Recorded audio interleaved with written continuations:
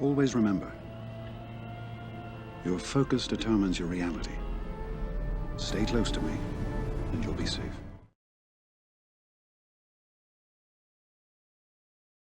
Yo, how's it going, guys? How are we all doing? Today's video, I wanted to go and talk about some fleet. So I think I want to say a while ago, maybe like last year sometime, I went over the Rebel fleet in the game. And this was like around the same time that the Y-Wing came out. But I don't think since then I've done really any talk or any videos about this fleet. But I really want to make a point in today's video of how important and how powerful these guys really are. So the biggest thing, as I'll tell you, is about this fleet. If you guys want to know anything that's the most important about this, well, there's really only one thing, and that one thing is this ship that goes along with it, called the Bistan's U-Wing. So this is one that many people will not be very attracted to do in their fleet, but if you do get this guy and get the pilots up with relics, this can transform your TWs, your GACs, and even your arenas. So they're not the most attractive characters, I know, but if you are able to get to a point in your farming that you can allot some resources to these characters, go for it, guys, because this is one of the best investments for fleet outside of Malevolence and the Negotiators. So in this team, and why it's so good is because I think it's on this one. Yep, this one right here, scouting mission, inflict target lock, and then you get some of that. So you get some of that bonuses, but the other thing that's really, really huge as to why this works so well is on the unique here. So it says here you have some more bonus speed, but whenever somebody becomes target locked, another random ally gains 35% turn meter, and the biggest thing here, in my opinion, the advantage. So that is so paramount in countering the Negotiators and also the Malevolences. And this could work versus, I would say, a lot of other teams in the game. I would say this could probably beat every single fleet in the game as of right now. So this is very, very huge. Right now, if you wanted to outspeed Relic 8, GK, and the Negotiator, that's like, I think, around 191 speed. So you need to have Bistan that's around 153 or I think above or higher than that, maybe like 152. But for right now, mine, it can't beat those Relic 8s, but it can beat the Relic 7s. And this one is at 152. So if I wanted to beat Relic 8s, I would need to have, I guess, more either 6E mods or more relics onto my Bistan and also SRP.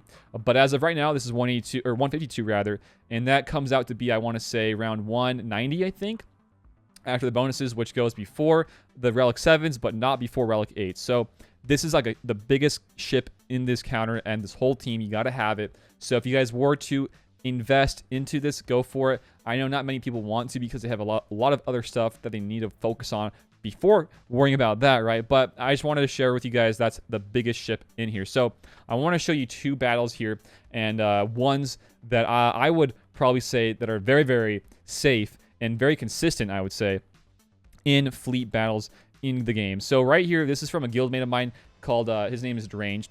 So I really do appreciate this Deranged. This is versus a very, very commonly seen team in GAC and even TW. So this is Rex with the Y-Wing and also the Anakin. And I'll show you Deranged's relics and the stuff he's running in his fleet after this. So we got all of the target locks off the bat. You know, this is how it usually goes. You want to use that turn meter special and that target lock special from Bistan's U-Wing first things first. And then once that happens, you just get a bunch of just huge TM bonuses for the team. And right there, we did lose the bigs. That's usually going to be something you're going to see a lot of. But that's why we have the Rebel Y-Wing here, so you can get another taunt up and going. So you got him going here, calling in that huge hit for the shield disruption, which is one of my favorite things in fleet right now in the game. And then you want to use the little outmaneuver. If you didn't want to do that there, you don't have to. Ideally, if you are getting outsped by GKs with some of your teams here, in your ships, you want to actually save that cleanse onto the Falcon for later. But in this one, we didn't have to. He already used it anyways. And look at that. Down goes the Y-Wing, and it's just Rex. This is a very, very clean win. You're going to probably lose 1 to 2 ships, I'd say. Usually 1 if you're unlucky, or if you're lucky, 2 if you're unlucky. The one you're probably going to lose the most is Biggs. And I would say when it comes, let me just pause it. This is already over.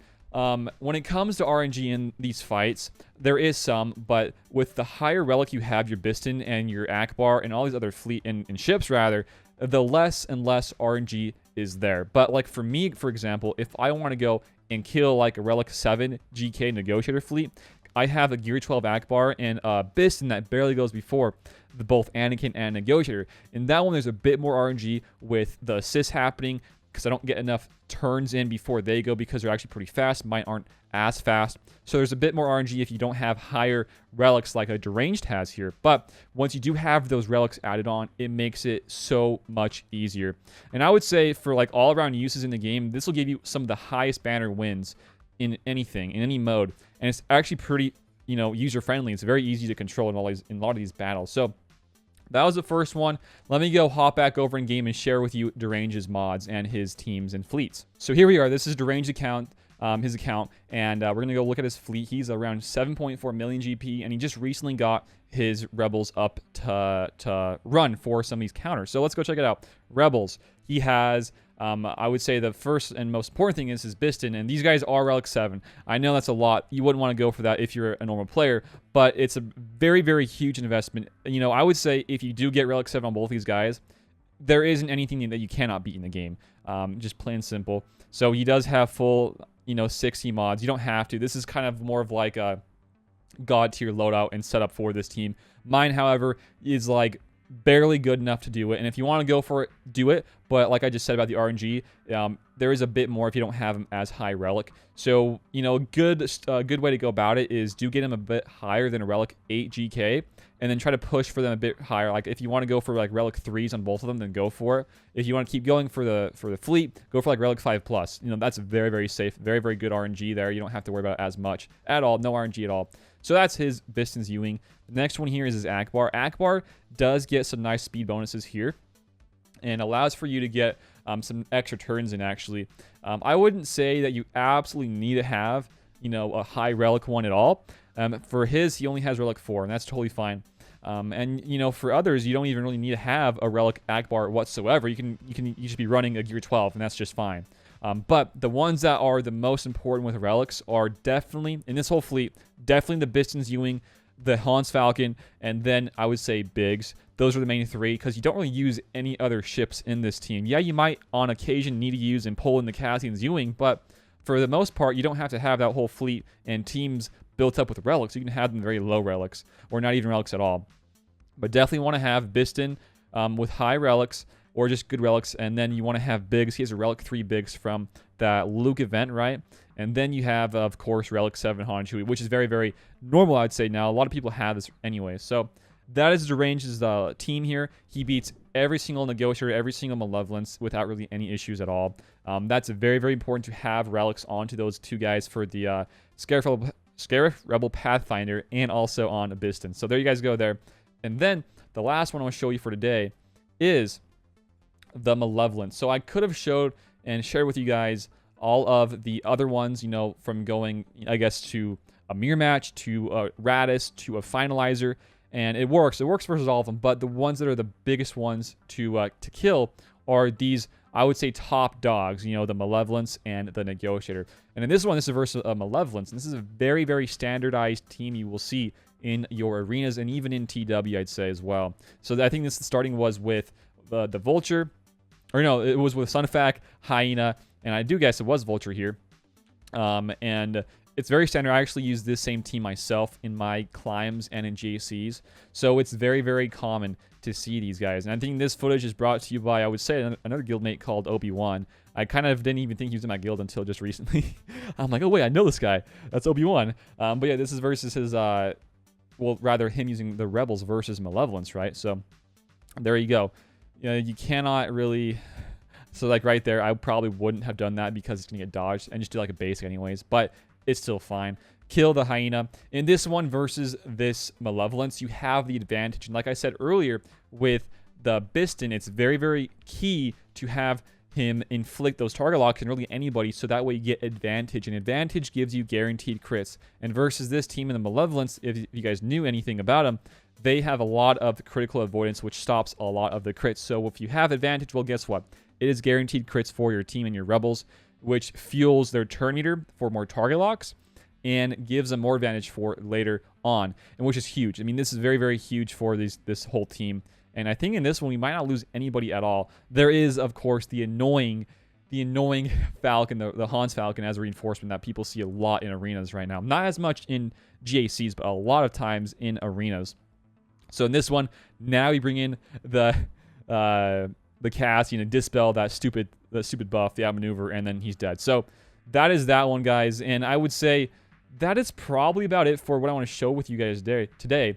It's very, very easy stuff for the most part. I just really wanted to put this out because there is so much investment here, so much return on investment if you do go for a Rebel fleet.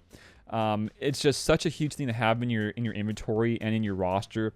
For GAC, sometimes if you want to go out, and let's say you do go out and get a Relic 8 Kenobi, you can set that thing on defense. Yeah, maybe Malevolence can beat it, but if you see that they usually set Malevolence, there is really nothing that they can do to beat that team on defense. And even at times, you can lose to that GK with your Malevolence. I've seen it happen time and time before, but it is still a good team on the for the attacks on offense. So actually, let's go and actually finish this up with my own attack here, and we'll wrap it up there, guys. So this is versus, I think, Relic 6 GK that we saw beforehand, and I'm only going to bring in 2 reinforcements, only one being the Y-Wing, of course, and the other being Cassian. So, yeah, my Biggs and my Han and Chewie are the exact same as Deranged. The Relic 7 for Han and Chewie, Relic 3 for Biggs.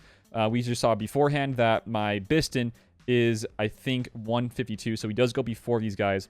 And you can just see the target lock happening so dang fast here. The TM goes through the roof. Right here, I would probably save the AoE and the cleanse. Just use a basic. There we go. So with 3 debuffs with this whole Rebel fleet, we can dispel it immediately. So that means that we can just go for another fat AoE here. Boom, boom, boom. Get some target locks, get some more debuffs, some more turn meter. Awesome. Let's go back to Anakin here to break through his loyalty. There we go. Got it. He cleansed it off.